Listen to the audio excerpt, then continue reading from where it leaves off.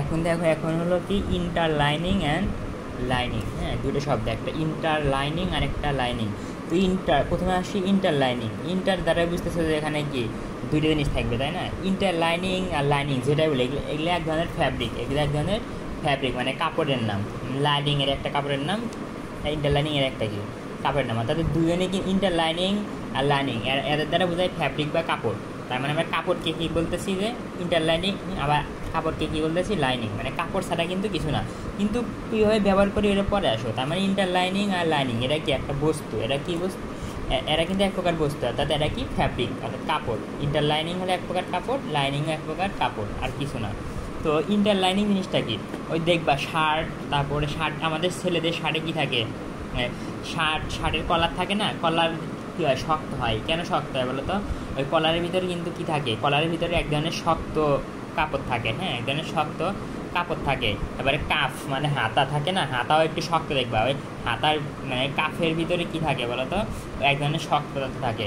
ওই যে কলারের ভিতরে যে শক্ত পদার্থটা থাকে সাধারণত সাদা কালারের হয়, অন্য কালারের হতে পারে, সমস্যা নাই। ওই যে সাদা কালার বা যে কোনো কালার হয় সমস্যা নাই, কিন্তু সাধারণত আমরা সাদাই দেখি। তো যে তোমার ওই কলারের ভিতর, তারপর কাপের ভিতর যে শক্ত পদার্থ থাকে, শক্ত পদার্থ বলতে শক্ত কাপড়টা থাকে। হ্যাঁ, ওই কাপড়টাকে বলতেছে আমরা ইন্টারলাইনিং। হ্যাঁ, তো তুমি যদি খেয়াল করো, এই দেখো, এই যে শক্ত মানে সাদা কালারের, এই শক্ত সাদা কালার হতে হবে এটা না, এটা জরুরি না, অন্য কালারও হতে পারে। কিন্তু আমি সাধারণত সাদাই দেখছি আর কি।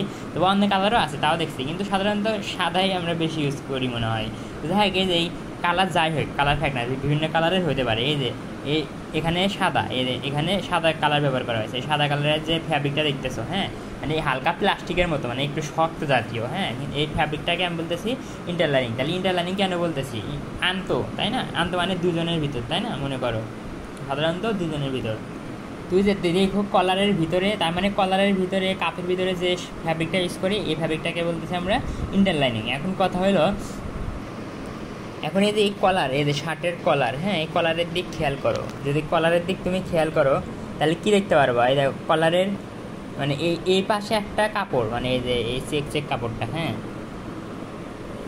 যে কলারের এই যে এই পাশে একটা কাপড়, আবার এই যে কলারের এই পাশে কিন্তু আরেকটা কাপড়। হ্যাঁ, মানে দুইটা কাপড়, মানে কলার, এটা মনে করো কলার। হ্যাঁ, এই যে কলার, দেখো এই যে কলারের এই সাইডে একটা কাপড়, মানে কাপড় মানে তো ফ্যাব্রিক, তাই না? কলারের এই সাইডে একটা কাপড়, কলার কি উল্টাও, এই যে কলারের এই সাইডে কি আরেকটা কাপড় আছে। তার মানে এই যে দুইটা কাপড়ের মাঝখানে, মানে এই সাইডের কাপড় আর এই সাইডের কাপড়, হ্যাঁ, এই দুইটা কাপড়ের মাঝে কিন্তু আমার কি আছে, ইন্টারলাইনিংটা আছে। আমি দেখতে পাচ্ছি না, যদি তোমাকে এখানে দেখায়, এইটুকু আগে বলছে। এই যে সাদা কালার দেখতে, সাদা কালারের যে তুমি সাদা কালারের যে শক্ত কাপড়টা দেখতেছো, এই কাপড়টাকে বলতেছি ইন্টারলাইনিং। এটা একটা ইন্টারলাইনিং, ওর একটা ইন্টারলাইনিং। এই সাদা কালারের যে দেখতেছো না, এই কাপড়টাই আমার ইন্টারলাইনিং। এটা একটা ইন্টারলাইনিং, এটা একটা ইন্টারলাইনিং। হ্যাঁ, তো আমার এই কলারের ভিতর কি ইন্টারলাইনিং আছে, কিন্তু আমি দেখতে পারতেছি না, আমি কিন্তু দেখতে পারতেছি না। তার মানে মনে রাখবা, ইন্টারলাইনিং কিন্তু বাইরে থেকে দেখা যায় না। কাপড়টা যদি কাটো ফেরো তখন দেখতে পারবা, কিন্তু স্বাভাবিক অবস্থায় ইন্টারলাইনিং আমরা দেখতে পারি না। এটা একটা মনে রাখার বিষয়। তো দেখো আমি বুঝাচ্ছি, এর মনে করো কি কাপড়ের মানে এর একটা ফ্যাব্রিক, এর একটা ফ্যাব্রিক, এর মাঝে যে ফ্যাব্রিকটা আছে ওই ফ্যাব্রিকটাকে আমরা বলতেছি ইন্টারলাইনিং। হ্যাঁ, তো ওই ইন্টারলাইনিং মানে ওই শক্ত কাগজটা, কাপড়টা হালকা শক্তই, ভালোই শক্ত। হ্যাঁ, ওই কাপড়টা তুমি দুইভাবে কি করতে পারো, ফ্যাব্রিকের সাথে যুক্ত করতে পারো। এই দেখো, এই সাদা কালার, এটা হলো আমার ইন্টারলাইনিং। হ্যাঁ, ইন্টারলাইনিং। আর এই যে এটা কী কালার যায়, যে কোনো বাদামি না কী কালার যায়, কালার যেটাই হয়, এই কালারের ফ্যাব্রিক আছে না, এই ইন্টারলাইনিংকে কী করি আমরা, এই ফ্যাব্রিকের সাথে কিন্তু যুক্ত করা লাগে, ফ্যাব্রিকের সাথে যুক্ত করা লাগে। তো এই ইন্টারলাইনিংকে আমরা ফ্যাব্রিকের সাথে দুইভাবে যুক্ত করতে পারি। কী করতে পারি, সেলাই দ্বারা, মানে সুইং মানে সেলাই। এই যে মনে করো, এই যে ইন্টারলাইনিংয়ের উপরে কী করবো আমি, এরকম মেশিন দিয়ে এরকম করে সাইডে সেলাই দিয়ে এই ইন্টারলাইনিংকে, এই বাদামি কালারের ফ্যাব্রিক তো বিভিন্ন কালারের হতে পারে, এই মানে ফ্যাব্রিকের সাথে, এই মানে ইন্টারলাইনিংকে আমি ফ্যাব্রিকের সাথে কী করতে পারি বলো তো, এরকম সেলাই দ্বারা যুক্ত করতে পারি। আবার চাইলে কি তাপ এবং চাপড়ে পরে আসতেছি, দুই উপায়ে আমরা কী করতে পারি, ইন্টারলাইনিংকে ফ্যাব্রিকের সাথে যুক্ত করতে পারি। তো একটা হলো কি তোমার,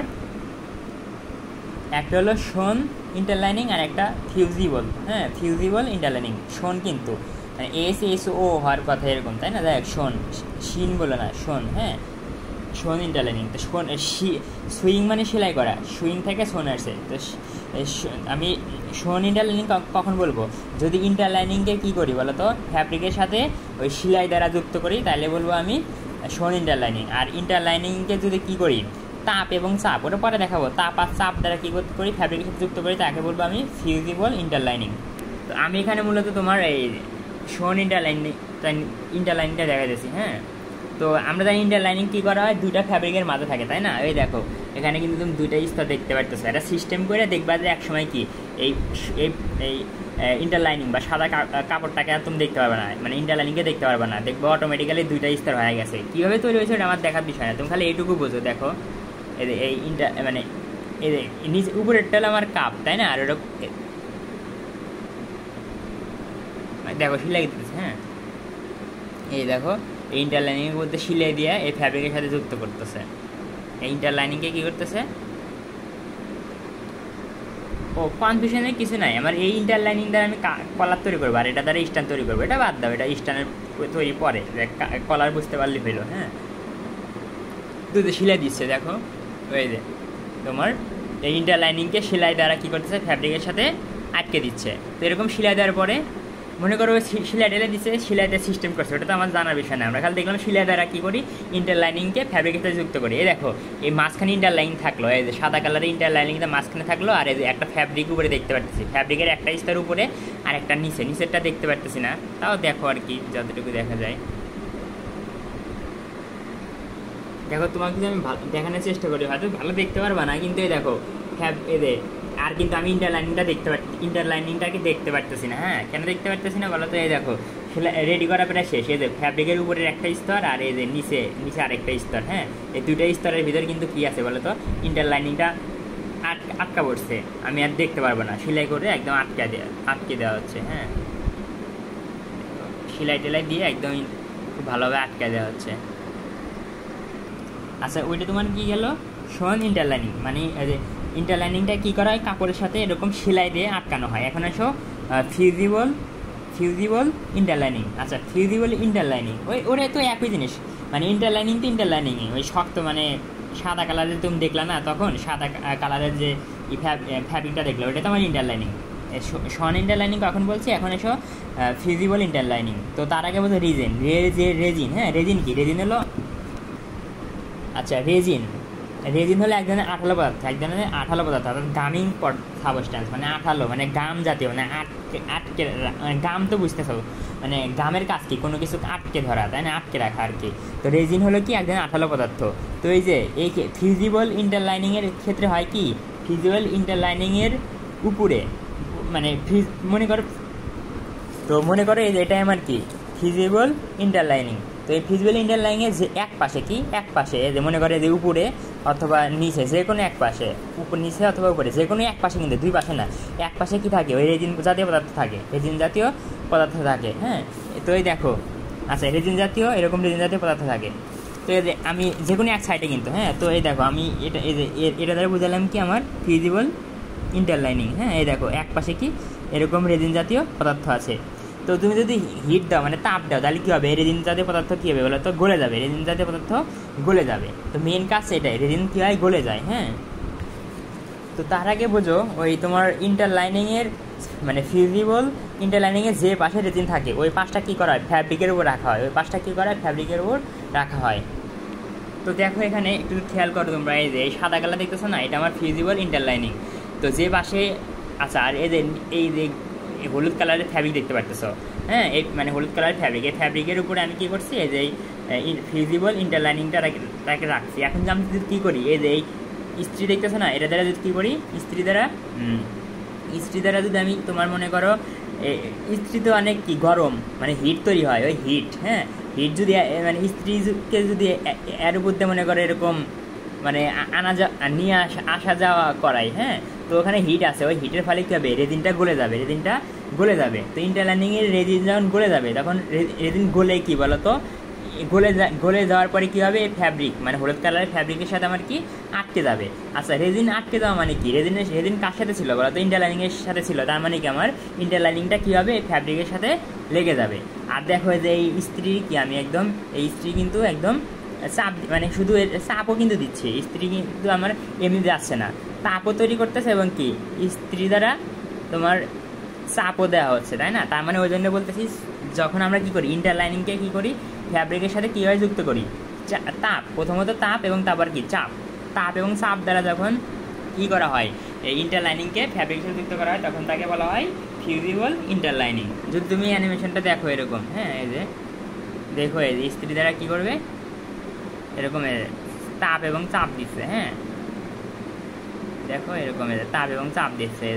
চাপ মানে কি জাতা দেওয়া, চাপ নয় মানে তো বোঝো তাই না, প্রেশার, প্রেশার মানে চাপ, চাপ মানে যে একটু জোরে চাপ দেওয়া, এই যে চাপ দিতেছে যে ইস্ত্রি দ্বারা কী করি এরপর কিন্তু চাপ দিই, হ্যাঁ। তো দেখো এই চাপ দেওয়ার ফলে কী হয়েছে আমার ইন্টারলাইনিং কিন্তু ওই ফ্যাব্রিকের সাথে হলুদ কালারের ফ্যাব্রিকের সাথে একদম লেগে গেছে, হ্যাঁ। তো দেখো পরীক্ষা করে দেখো এখন ওই যে ইন্টারলাইনিংকে তোলার চেষ্টা করতেছে, ওই আপুটা কী করতেছে ইন্টারলাইনিংকে ওই তোলার চেষ্টা করতেছে কিন্তু উঠতেছে না, এই দেখো টাইমতেছে কিন্তু সহজে উঠতেছে না। তার মানে কি ওই ইন্টারলাইনিংটা আমার এই ফ্যাব্রিকের সাথে লেগে গেছে, হ্যাঁ। তার মানে আমি এখানে কি সেলাই ছাড়া কিন্তু তাপ এবং চাপ দিয়ে কী করলাম ফ্যাব্রিকের সাথে ইন্টারলাইনিংকে যুক্ত করলাম, এটাকে বলা হয় ফিউজিবল ইন্টারলাইনিং। তার মানে ফিউজিবল ইন্টারলাইনিং কখন বলবো যখন তাপ এবং চাপ দ্বারা করা হয়, মানে ইন্টারলাইনিংটাকে ফ্যাব্রিকের সাথে অ্যাড করা হয়। এখন আসো লাইনিং, এখন কি লাইনিং, ওই লাইনিং তো বললাম ওই লাইনিংও এক ধরনের ফ্যাব্রিক, হ্যাঁ। তো এই দেখো এরকম বিভিন্ন ধরনের এই যে এটা কী এটা মনে করো হলুদ কালারের ফ্যাব্রিক, এটা অন্য কালারের ফ্যাব্রিক, এটা অন্য কালারের, এগুলো হলো ফ্যাব্রিক, তাই না? তো দেখো এই ফ্যাব্রিকগুলোকে আমরা বলতেছি লাইনিং, এটা এক ধরনের লাইনিং, এটা এক ধরনের লাইনিং, মানে এটা একটা ফ্যাব্রিক, এটা একটা ফ্যাব্রিক, সবাই ফ্যাব্রিক, এই ফ্যাব্রিকটাকে বলতেছি আমরা লাইনিং। তো লাইনিংয়ের কাজটা কি, লাইনিং কখন বলবো আসলে, হ্যাঁ। তো যখন কি করা হয় কোনো গার্মেন্টস বলতে শার্ট প্যান্ট জ্যাকেট যাই হোক গার্মেন্টসের অর্থাৎ শার্ট প্যান্ট এগুলোর ভিতরের সাইডে কি ভিতরের সাইড বলতে কি যেমন এটা একটা জ্যাকেটের ছবি, হ্যাঁ। এর জ্যাকেট দেখতে পাচ্ছি এর উপরের পাশ, মানে আমরা পরলে পারে শরীরের আমরা পরার পরে যে বাইরে থাকে ওটাকে বলে আমরা বাইরের পাশ, আর পরার পরে কি যেটা ভিতরে থাকে যে অংশটা ভিতরে থাকে ওটাকে বলা হয় ইনার সাইড বা ভিতরের পাশ, তাই না? এই জ্যাকেটের কি এটা আমার বাইরের পাশ, আর এই যে হলুদ কালার দিয়ে দেখতেছে এটা হলো ভিতরের পাশ, তাই না? মানে ভেতরে আছে। তো যে ফ্যাব্রিকটা কী করা হয় গার্মেন্টসের ভেতরের সাইডে তার আগে বোঝো ইন্টারলাইনটা কি একটা গার্মেন্টস, মানে গার্মেন্টস তুমি তৈরি করছো, মনে করো একটা জ্যাকেট যে ফ্যাব্রিক দ্বারা তৈরি করবা এখানে দেখতেছো একটা মোটা জাতীয় ফ্যাব্রিক দ্বারা সাধারণত জ্যাকেট তৈরি করা হয়। তো যে ফ্যাব্রিক দ্বারা জ্যাকেট তৈরি করা হবে তার চেয়ে সম্পূর্ণ আলাদা আরেক ধরনের ফ্যাব্রিক নিতে হবে, এবং ওই ফ্যাব্রিকটাকে কী করতে হবে ভিতরের সাইডে, মানে ওই গার্মেন্টসের কি ভিতরের সাইডে তোমার সেলাই দ্বারা যুক্ত করতে হবে। অর্থাৎ গার্মেন্টসটা যে ফ্যাব্রিক দ্বারা তৈরি করতেছে ওটাকে বলতেছে আমি মেইন ফ্যাব্রিক, মানে গার্মেন্টসটা যে ফ্যাব্রিক দ্বারা তৈরি করতেছি। তো মনে করো জ্যাকেট সাধারণত কী করা হয় জিন্স বা অন্যান্য এরকম মোটা কাপড় দ্বারা তৈরি করা হয়। তো ওই মূল ফ্যাব্রিক ব্যতীত আলাদা যে একটা ফ্যাব্রিক ইউজ করা হয় ওই আলাদা ফ্যাব্রিকটাকে বলতেছে আমি তোমার লাইনিং। অর্থাৎ মূল ফ্যাব্রিক থেকে আলাদা এক ধরনের ফ্যাব্রিক যেটাকে কী করা হয় গার্মেন্টসের ভিতরের সাইডে, যেমন এই যেখানে দেখো মূল ফ্যাব্রিকটা কিন্তু কালো কিন্তু এই হলুদ কালার যে দেখতে পারতেছো মানে গার্মেন্টসের ভিতরে এই হলুদ কালারের যে ফ্যাব্রিকটা দেখতেছো এই হলুদ কালারের ফ্যাব্রিকটাকে আমি বলতেছি লাইনিং। তো ওই ছেলেরা যারা জ্যাকেট পরে দেখবা জ্যাকেট তোমার শরীরের সাথে লেগে থাকে, হ্যাঁ। মানে এই যে হলুদ কালারটা কি বলো তো, হলুদ কালারের ফ্যাব্রিকটা তোমার শরীরের সাথে লেগে থাকবে, হ্যাঁ। তো লাইনিং কী হয় শরীরের সাথে লেগে থাকে। তো মূল ফ্যাব্রিকের চেয়ে আলাদা, এভাবে মনে রাখবে মূল ফ্যাব্রিকের চেয়ে আলাদা। প্রথম কথা কি মূল ফ্যাব্রিকের চেয়ে আলাদা এবং মানে গার্মেন্টসের মূল ফ্যাব্রিক থেকে আলাদা, এবং গার্মেন্টসের ভিতরে সাইডে যে ফ্যাব্রিকটা লাগানো থাকে ওই ফ্যাব্রিকটাকে বলা হয় লাইনিংয়ের কাজ কি দেখো, মনে করো জ্যাকেটে কি হয় বা তোমরা অনেক সময় কোট পরো, কোটে কি হয় কোটের ভিতরে কিন্তু একটু পলিস্টার মানে একটু পিচ্ছিল জাতীয় পদার্থ থাকে। তো এখানে যদি পিচ্ছিল পদার্থ থাকে তারপরে হাতার ভিতরেও কি থাকে পিচ্ছিল জাতীয় পদার্থ থাকে। যদি পিচ্ছিল জাতীয় পদার্থ থাকে তাহলে কী হয় বলো তো, সহজে কিন্তু তুমি কি ওই হাতার ভিতর দিয়ে হাতটাকে এরকম প্রবেশ করতে পারো, মানে ওই হাতার ভিতর দিয়ে সহজে তোমার মনে করো তুমি এটা পরিধান করবা তখন এই যে হাতটা কী করো তুমি এই যে এখান দিয়ে বের করে আনো না, যদি পিচ্ছিল হয় তখন কি হাতটা কিন্তু ভিতর দিয়ে একদম দ্রুত বের হয়। তো ওয়ারিং কমফোর্ট মানে তুমি জানো কি হয়, আবার দেখো শীতকালে মানে জ্যাকেটে কি হয় এই ইন্টারলাইনিং ফ্যাব্রিক ইউজ করার ফলে তোমার শরীরে যে তাপ উৎপন্ন হয় এই তাপটা কি সহজে গার্মেন্টসের বাইরে যেতে পারে না, গার্মেন্টসের বাইরে যেতে পারে না, তখন কি তুমি আরাম অনুভব করো। তার মানে সাধারণত কী করা হয়, লাইনিংকে ব্যবহার করে সাধারণত ওয়ারিং কমফোর্টনেসের জন্য, পরে যেন তুমি শান্তি পাও, এই জন্য মূলত লাইনিংটা ইউজ করা হয়। আর বিভিন্ন উদ্দেশ্য আছে, ডেকোরেটিভ উদ্দেশ্য,